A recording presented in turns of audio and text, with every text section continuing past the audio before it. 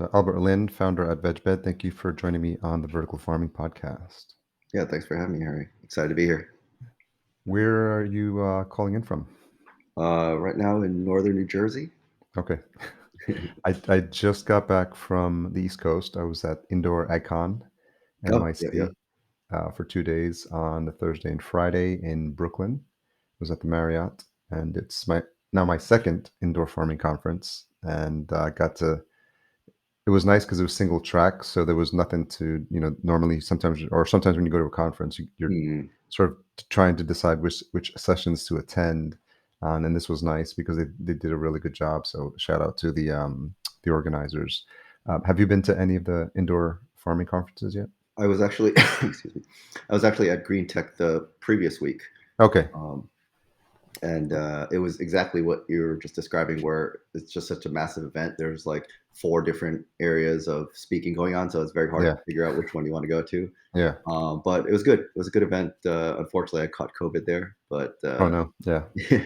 but so far the symptoms have been pretty mild. So yeah, it's a good event.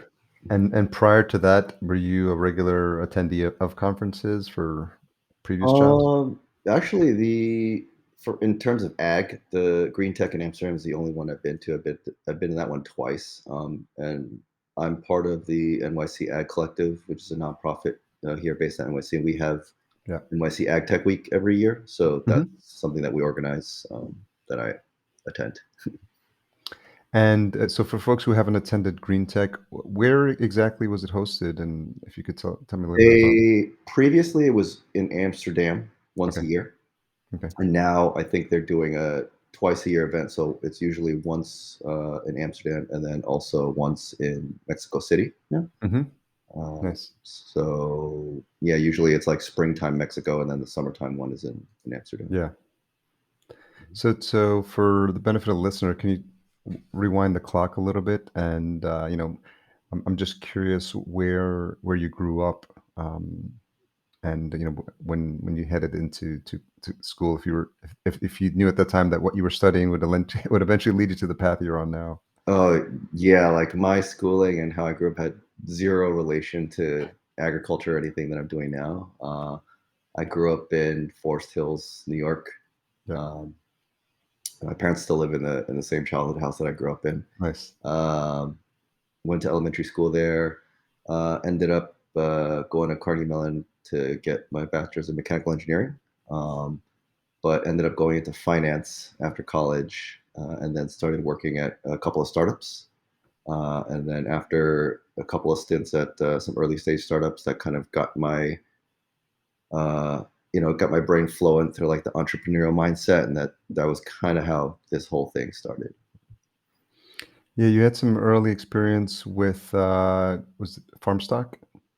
Yeah.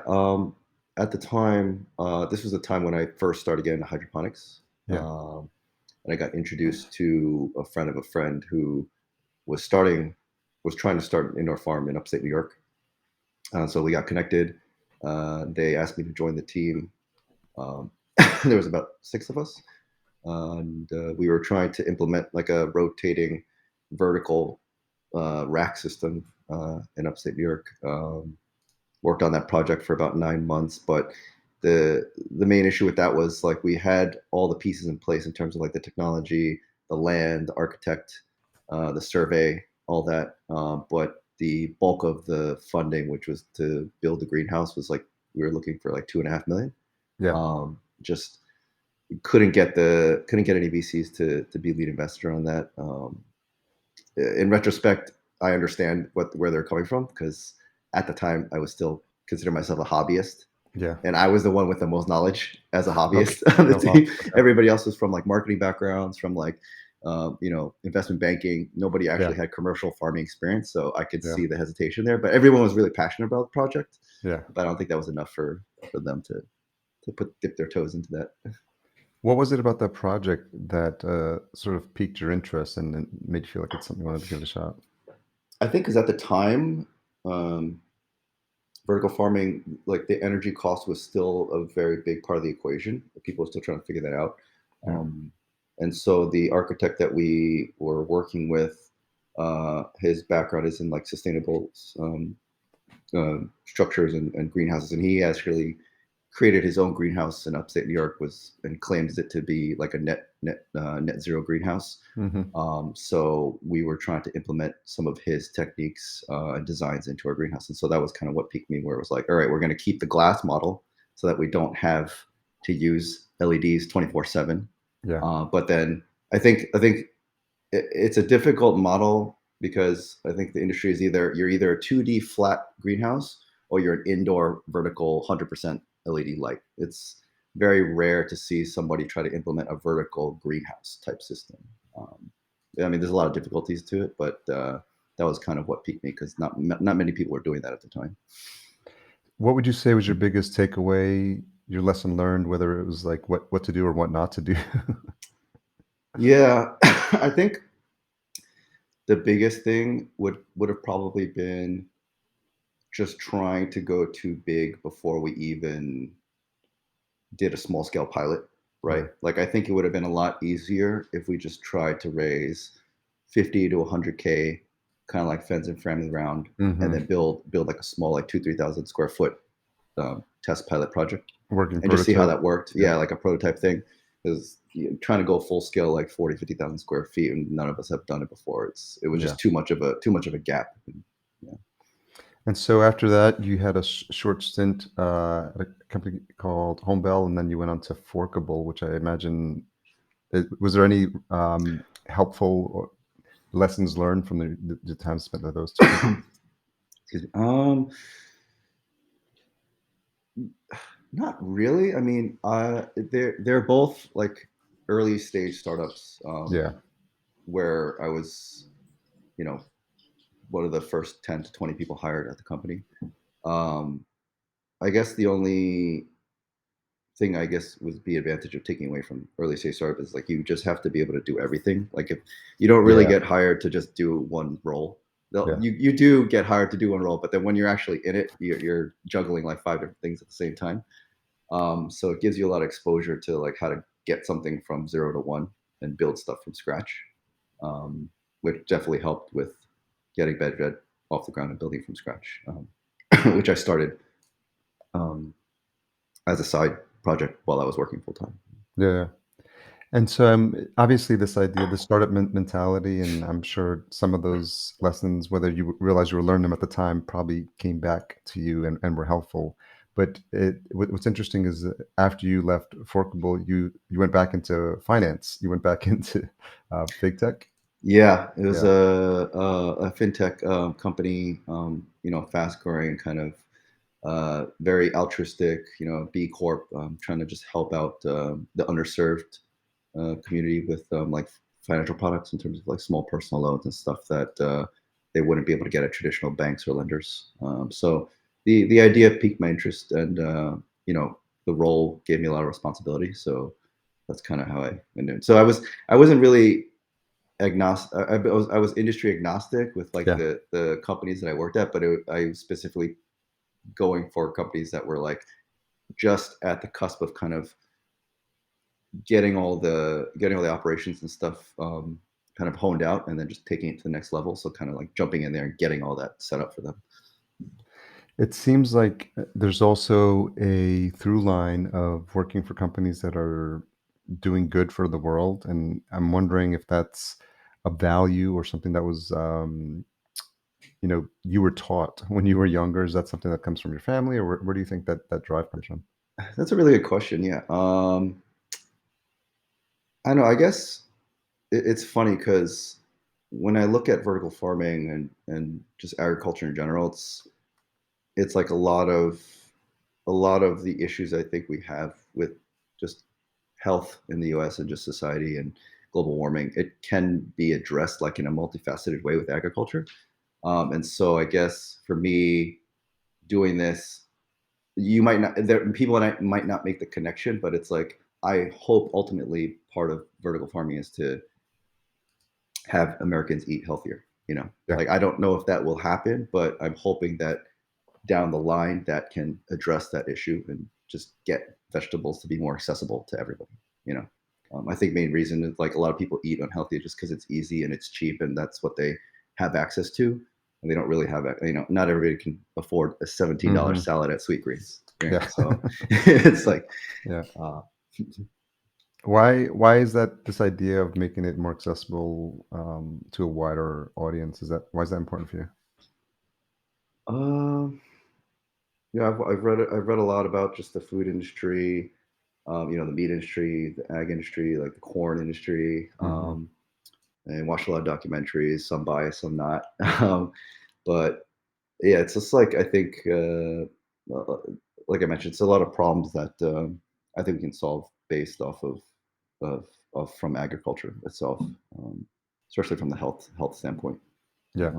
I've especially the past 2 years with COVID, and I've had a lot of deaths around me, Mm. and so it's kind of put things into perspective Yeah. for me in terms of health and just um, kind of not taking things for granted. So I've definitely been more conscious about what I eat, how I eat, Mhm. stuff like that. And I think Yeah, I it's think interest everybody. Yeah, sorry.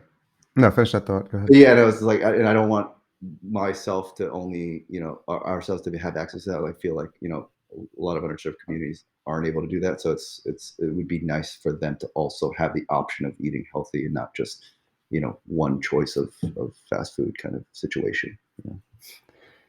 Yeah, it's interesting because I grew up also just outside the city in Yonkers, New York, and I've lived in the city. I've lived in Brooklyn, in East Village, Lower East Side, and so really, of any city, probably in the United States, New York is the closest to my heart. Hmm. New York City, and I've lived in LA as well. But it is you're consciously aware of um, the convenience of like a bodega, like a Hmm. block away, but then the realization that fresh food is really hard to find, and like the sad lettuce that's in a bodega probably doesn't compare, to Totally. what we realize is available to just even now. I live in Minneapolis now, and we have a backyard, and we're planting lettuce, kale, cucumbers, tomatoes, and as it starts to fruit, you're picking it and eating it fresh off the vine, and then you just, we've lost that ability to understand, that connection of exactly where our food comes from. And even you talked about, the meat industry, the factory farming, where my partner and I mostly pescatarian, because I think people there's a disconnect, and especially if you've grown up, have never had, access to fresh food. One of the speakers at the conference was Stephen from Green Bronx Machine, Hmm. who, if you've ever seen him speak, his energy is like completely off the charts, and we're going to have him on the show. But he's done such good work in just educating and inner city kids, and he told a story about how, I think one of the kids that was in the program, they grew lettuce and they had a salad, and the kid's like, "Well, this is the first salad I've ever had." And, just like, whoa, like, just thinking about those things is really puts things into perspective. So it's interesting. So I'm wondering, as you're, in that phase of your life, like, when does the idea start to percolate for you? You're obviously have been involved in farming projects, but when you think about starting your own company, it's presents its own set of challenges and probably a lot of internal questions. So talk a little bit about your mindset, just pre-starting, like what you're thinking, and why you feel like that the timing was right. Yeah, I was always very hesitant. I mean, just from coming from my background, my dad, he was an engineer. He worked at the same company for 30 years. Yeah. And that's kind of like the mindset that my parents were. My mom still pushes me to do, Yeah. just Yeah, same find a here. job like your dad, work there for Yeah. like 30 years, retire. It's the immigrant. Yeah, I was actually born in El Salvador. My parents came here as immigrants, and it's the, get the secure job. Exactly. Yeah, yeah, I'm like, I appreciate the thought and I understand where you're coming from. yeah, But then for me, at least the past couple of years, excuse me, I felt like it would be a disservice to them to come to this country and have like for a better life for my sister and myself just to do uh, just to do a 9 to 5 job for the yeah, next 30 years of my life, right? That's like, yeah. that's not what they came here for me to do. Like, I should be striving to do better, Sure. better and better, better.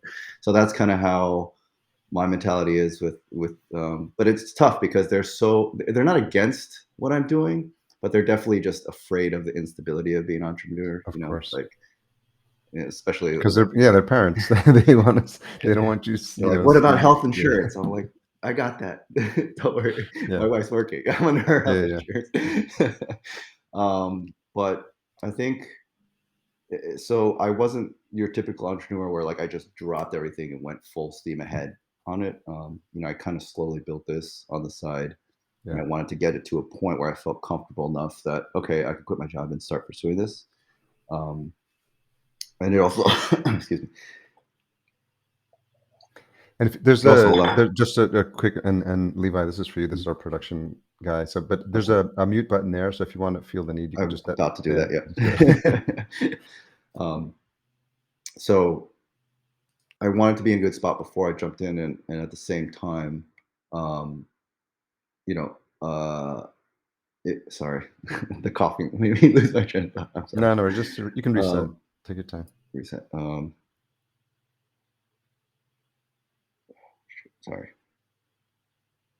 Your questions.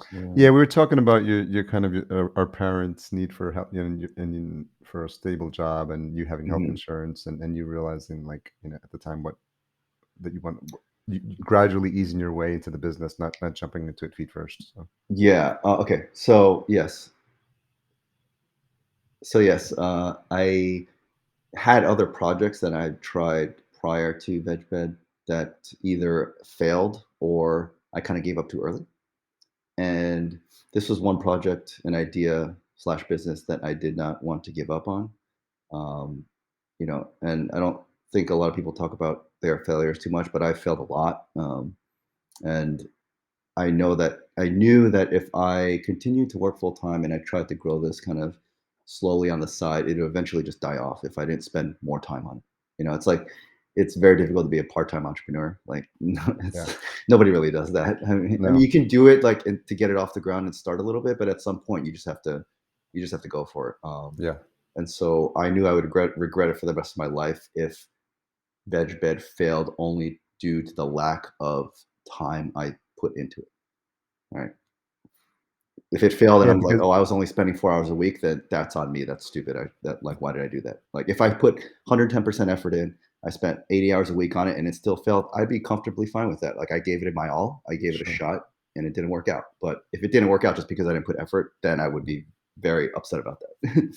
Yeah, because if you think about the things that you have that are accessible to you when you're just getting started. You may not have all the funding, but Mhm, you do have more time than money. So to your point, I think putting that time in and just putting that sweat equity in to mhm, just see if this is a valid idea. So how many and I don't also want to call it the fact this idea of failing as an entrepreneur. It's something that I've had to learn myself and be more comfortable with, as those first couple are really painful and very expensive. yeah, And you just sit there on the floor, wallowing in like, what did I do wrong? And then I think what you realize is just the more you understand that it's sort of the nature of entrepreneurship is you have to try a lot of things. And there's the example of Edison and how many different variations of the light bulb he tried before he landed on the one that worked. And the Gretzky uh, quote of you miss all the shots you don't take, and so just the cliche stuff, but there's they're cliche, but there's a truth to all of them.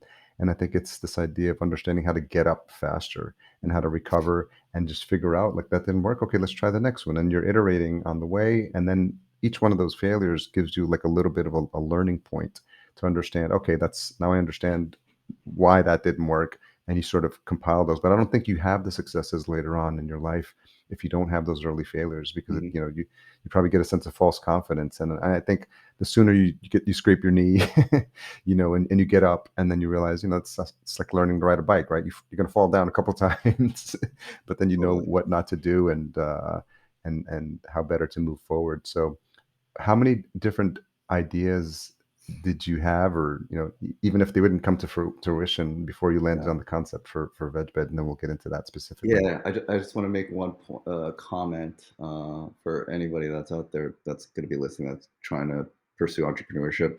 The one biggest piece of advice I could give is one of the failures that happens, I think, with most entrepreneurs is that they think if they build it, people will come.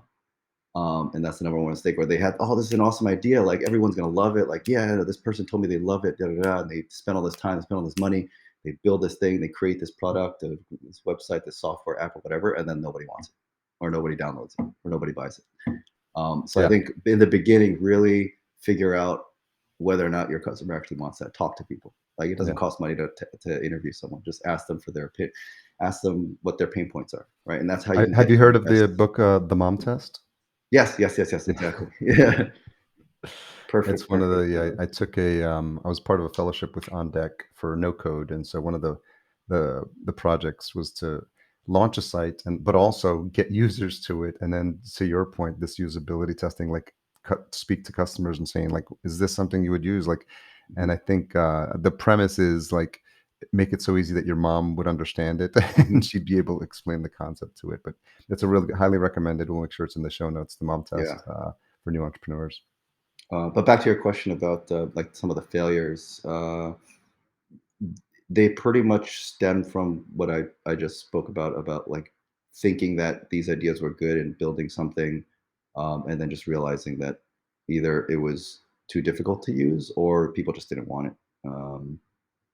For example, one of the failures I had, I don't know if you know Linktree, the Oh yeah, yeah. the Instagram. So basically, like at the time, I didn't know Linktree existed. I think they actually started launched like 6 months before we tried to essentially build the same thing. Um, and so we knew that there was this problem with Instagram with the clickable link thing. And so me and my friend, he was a software engineer, we tried to build out basically what Linktree was doing. However, our version of it was a lot more difficult. In our minds, it was intuitive, right? Oh, it's like, oh, yeah, you add this photo and then you add the link to your product, and then when they click it, it'll go to that. But it was just very, as soon as we like built it and had people test it, they were just super confused by it. They didn't know how to do this. Like all the stuff we thought was intuitive was not intuitive, Yeah, right? yeah. Um, and so people just didn't really, a lot, like maybe we had like 50 people try it, and some of them just gave us some feedback, but nobody actually used it, long term. And that kind of just fizzled out because I was working full time at the time, and we were just like, man, people aren't going to use this. It's too complicated. We have to rethink this, and Yeah. that kind of fizzled out. So that's a great example of just like, we should have just talked to customers first before doing anything. But that was a lesson learned. Yeah, it's interesting that when you think about that tool, how deceptively easy and it's just a simple concept. The fact that you're just Hmm. creating an alternative website, and I've been able to recreate that exact functionality by using Notion, which is a free tool, and just like Hmm. you Hmm. create a page and just put a Yeah, link to just it, put and all the it's links just in. yeah, it's with a little link to it. Yep. But it's a Linktree is a big company now, and it's Yeah. doing a lot of things, and it's sometimes you just need to solve a very simple pain point. So Hmm. so talk to me. How did you arrive at VegBed, and for the benefit of the listener, also explain what it is and the idea behind it. Yeah, sure. So after uh, farm stock parted ways, I still wanted to be in the agriculture industry in some form, and I wanted to start a company where I wouldn't need to raise $2.5 million. That I knew I could bootstrap. And I think most people that start into hydroponics and indoor farming can agree that the first thing that they experience is using rockwool, which is a great medium, works well, it's cheap, it's pretty much been the industry standard for like 50 years. Um, but I felt that there could be a better way to grow plants, especially since rockwool is, not sustainable, since it's a molten And glass rock essentially. for those new to actual even indoor farming, can you explain just even Oh that? yeah, sure. Yeah, yeah. Oh yeah.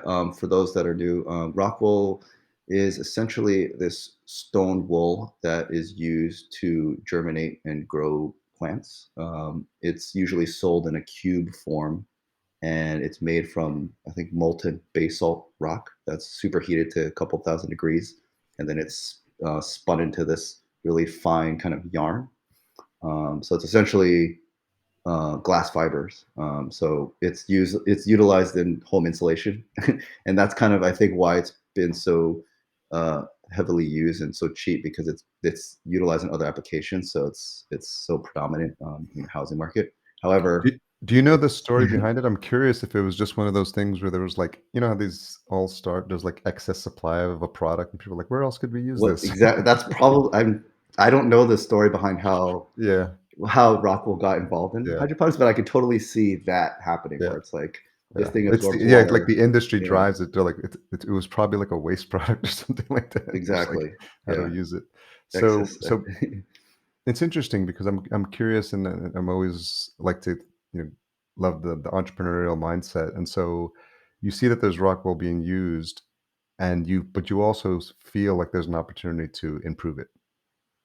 Yes, I think the main reason was because at the time when I was learning about vertical farming, indoor farming, pretty much every company touts about, oh, we use 90% less water, we use like 90% electricity, 99% less land, and all these kind of sustainable growing methods. But they never ever, they never talked about the downstream waste. Like, what do they do with the rock? Well, they just toss it, right? It doesn't degrade. Yeah, So, yeah, but that's never discussed, right? Whenever you look at the stats of a website of a vertical farm, they're always talking about the water saving, the land saving, energy yeah. savings, but they never talk about the I waste. will give a shout out to, I think it was, I spoke to Andrew, who's the chief, I think he's the innovation officer at IGS, and he was talking about this, like sort of like this dirty little secret of vertical farming. And so I think it might be interesting. I'm going to have him come on and just specifically talk about waste, because I want us to talk about the good and the bad, and the stuff that where there is room for improvement. So, but yeah, definitely continue. Yeah, I'm curious about that as well. Yeah, But yeah, the other thing I actually just learned while I was at Green Tech is that in the Netherlands and Germany, um, if you use Rockwool in your farms, you actually have to pay a fee to dispose of it. So they're kind of cracking down on that now, yeah, okay, which bodes well for the industry. I mean, I think it's about time. yeah. So that's kind of like the whole vision for VegBed was to try to shift the industry away from using Rockwool. And so it's talking about entrepreneur mindset and trying a bunch of different things. How many different iterations did you go through? Oh man. So yeah, VegBed is right now our core product is the bamboo fiber microgreen mat. Yeah. Initially, the first project I had was a grow cube, kind of like Rockwool, but it was made out of foam.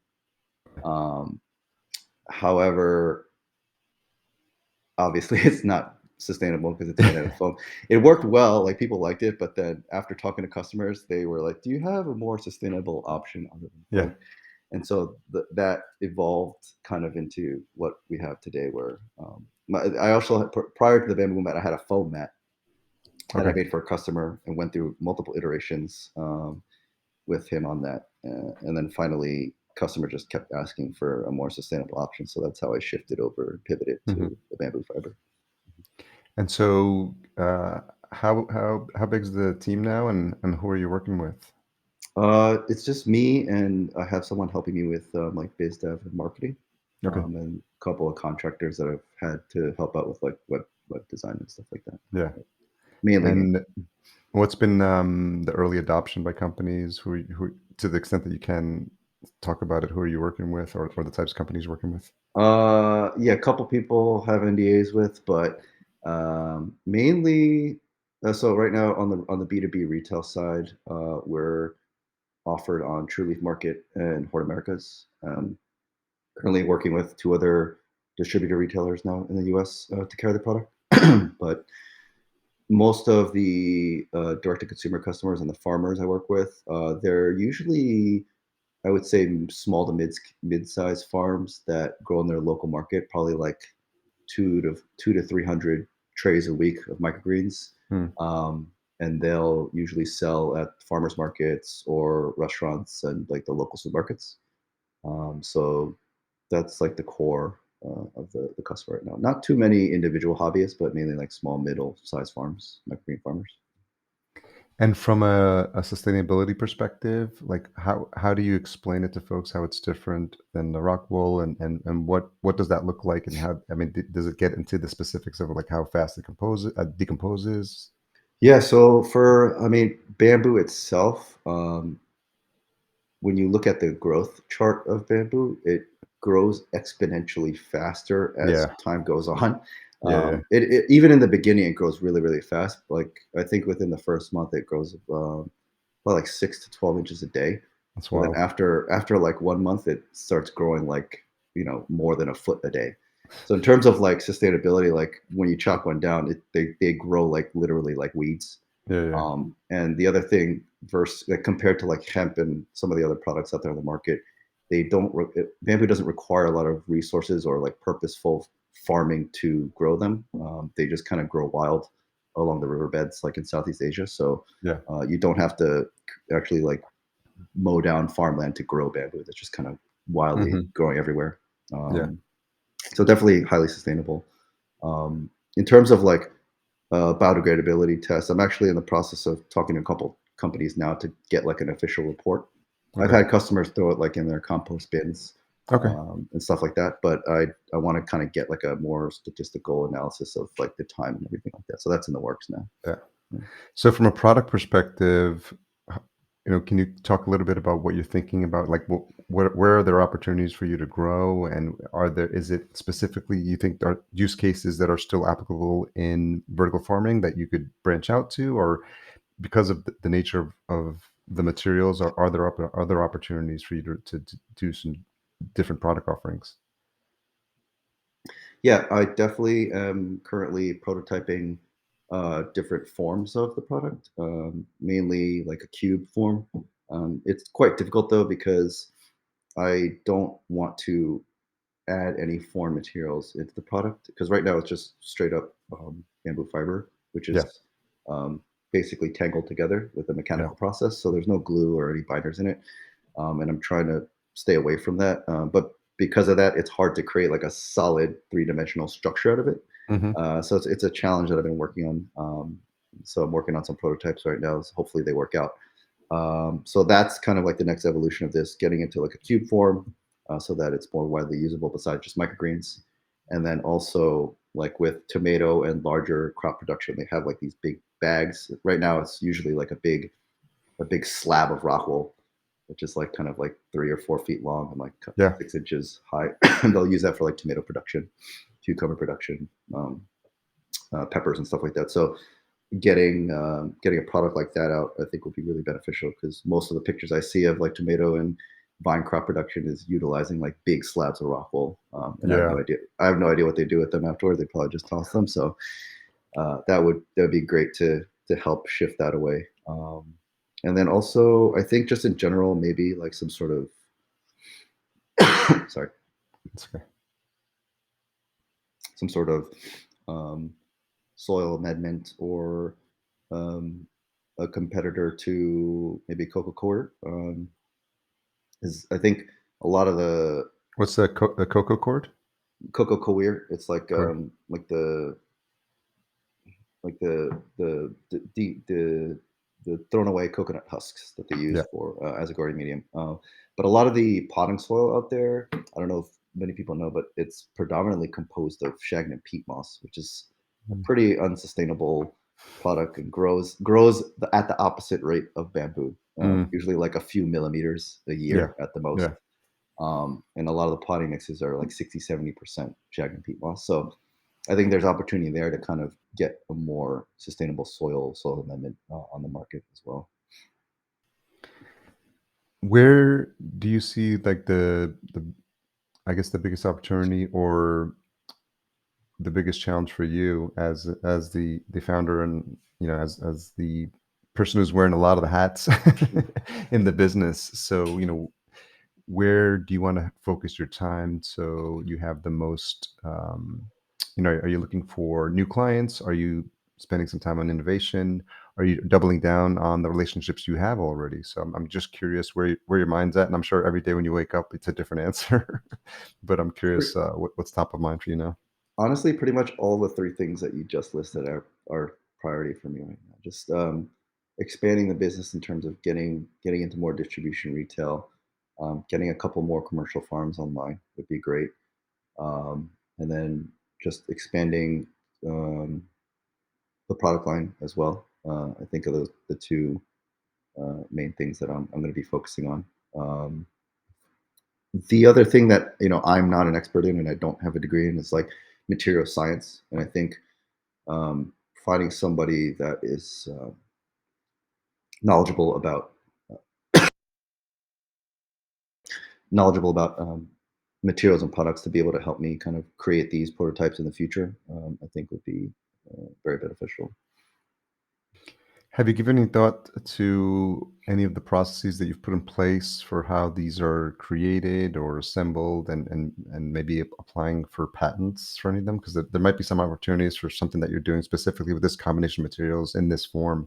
And I know that there's no cost associated, obviously, with that. But one of the companies I advise in the podcasting space has done some similar work with. It's actually this this company that we're using, Squadcast, but they've got some patents that were eventually approved. It took a couple of years, but that's just something to kind of like, get the ideas uh, going for where there might be opportunities for you. Since this is, you're relatively new in this space and using these materials, you might be doing it in a way that's new for the industry. Yeah, no, totally open to that idea. At least with the new product development, I will look into that. Um, Word of advice for anybody that's going out for patents, and I learned the hard way, is if you have an idea or a product, don't and you intend on patenting it, don't talk about it or post photos or anything like that too early because once it's out in the ether of the internet, Yeah. you have 2 years. And I didn't realize that you have this eminent domain of 2 years to as Mm, once it's out in the internet or in yeah. public, you Yeah. got 2 years to patent it. And Yeah. I had I had discussed and talked about VegBed early um, on a Instagram post, and then when I finally decided, it was like right Mm, at the 2-year cutoff mark. yeah. And it was, yeah, the lawyer said it was too late. So Okay. that's a good lesson learned there. So in the future, Yeah. just try to get the ball rolling as soon as you start discussing that product, or just don't talk about it until you're until you talk to the lawyer. Word to the wise. So, as an entrepreneur and as someone who's worked with I'm sure you've had different bosses and different mentors. Can you point to anyone that's been helpful for you along this journey? Because I know a lot of times this can be a lonely road, and we're always looking for inspiration or people to motivate us or to help us learn, so we don't make the same mistakes that other people have made. So, have folks like that, anyone come to mind that have been helpful for you along this journey? Hmm, that's a very good question. Um, it's it's difficult. Not like in terms of my previous roles, I don't think there was a direct um because naturally, like I didn't want. I was very hesitant to allow any of my full-time jobs know that I was working on this other side, because Yeah, yeah, obviously they're going to think like, oh, you're Albert's spending more time in his side of, business than he has of his work. So course. I've always kept it very under the radar. So not until like my previous job knew about it and they were supportive, but for the most part, it was very kind of under the radar. So I didn't really was able to like discuss strategies or talk Sure, about sure. like the entrepreneurial mindset with these companies. Yeah, yeah, But I mean, the most help I have had so far is just this accelerator that I just finished this week, SLP program. It's been running for the past 6 months, but 30 other founders and entrepreneurs, and the whole network has been so great and great resource to just be able to like talk to people in that same mindset and that same state that you are. yeah. So that was been very very helpful for sure. Very good. What's a tough question you've had to ask yourself recently? Um, the last class we had for the accelerator was talking about stop, pivot, or persist, Mm, right? And I think that's a question that a lot of founders ask every single day when they wake up, right? Whether to stop, pivot, or persist. yeah, And it's and the one thing that that we've learned that they're trying to still is like it's okay to stop. Like a lot of people yeah, just stop. It just doesn't work out. There's nothing to be ashamed of. Um, but you just have to kind of be honest with yourself and see where you want to take it and where you think it can go. And so for me, it's like just thinking about that every day. But I pivoted and persisted, so I'm gonna stick with the persist for now. yeah. And when people ask how things are going, I just say I'm persisting. That's kind of like our joke that we had when Yeah. non-founders and non-entrepreneurs ask you how you're doing. It's always like a very difficult kind of conversation. because It's they just hard to don't. explain to people who Yeah. aren't in it, who haven't done it. It's like, "Well, you're Mhm, doing what?" Like, because to your earlier comment, you never turn it off. Like, I mhm, mean, I wake up and I think about all the things that I have to, like, get done in my business, and, I think at some point, because if you're working on it day to day, then you have a business. You don't have a lifestyle. And so I think that I'm trying to move now to the point where I can hire someone like mhm, to do the day to day, so I can just focus on like the strategy, and the exactly. sales, and I think that's it's a continuum, and I think to people who are just comfortable and need that direct deposit in their bank account every every 2 weeks, and then, like, I remember the first time that didn't happen. I was like, "Okay, I'm an entrepreneur now, and I gotta, like, you know, fend for myself here." So it's not for everyone. It's not for the Mhm, faint-hearted either, because it's a definitely lots of ups and downs, and some sleepless nights sometimes. But I think you'll find that as you go deeper into the community, and you align with organizations like the incubator you were a part of, I think you'll find that there's more like-minded folks in the space that you can talk to. You go to these conferences, and I'm sure you can have some really inspiring conversations. And then when you feel like you're doing something that's contributing to this overall need we have to just make people more aware of just growing food, and then the importance of having direct access to your food supply and not being impacted by the supply chain, and just all these mhm, things come to mind. This is some of the topics we've been covering on the show. So I think hopefully at the end of the day that inspires you to move forward with your mission. mhm. Yeah, yeah, totally. I think it's kind of back to what you're just saying with the talking about food, and you know, 98% of the lettuce that's grown in the U.S. is grown in California and Arizona. And Yeah, when you think of it, it's like, does it really need to be that way? Like most industries, you want to have like a centralized kind of area where you create the product to get it as cheap as possible. But I think with food, having that model doesn't make sense. It should be decentralized, where we just have more local hubs that create food and just deliver within a 400 or 500 mile radius, as opposed yeah, to just one place growing just shipping everywhere. yeah, So you know, I think I'm hoping that vertical farming can lead to more of a decentralized hub for food production, so we don't have to rely on just one area of the nation to provide us with food. Reduces risk too, especially with like E. coli, drought, just a yeah. lot of things. So as we wrap up, given the audience and the focus for this show on the players in the space and the people who are interested in the space, is there a specific ask that you have for my audience?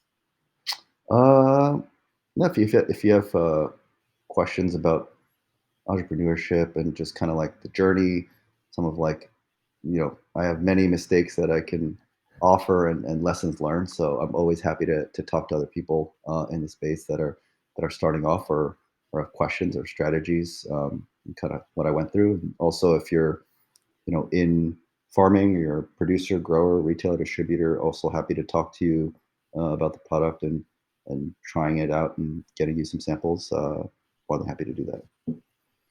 Well, thanks for reaching out, Albert. And it's always interesting to get the gamut of experiences here from people who've been just getting into vertical farming, who early adopters into the space, or people that are just have an interest in this industry and now have figuring out what their specific specialty and niche is. And I'm glad we got to connect and we got to tell your story, because I think that they're all inspiring. So I appreciate you taking your time and sharing your story with my audience.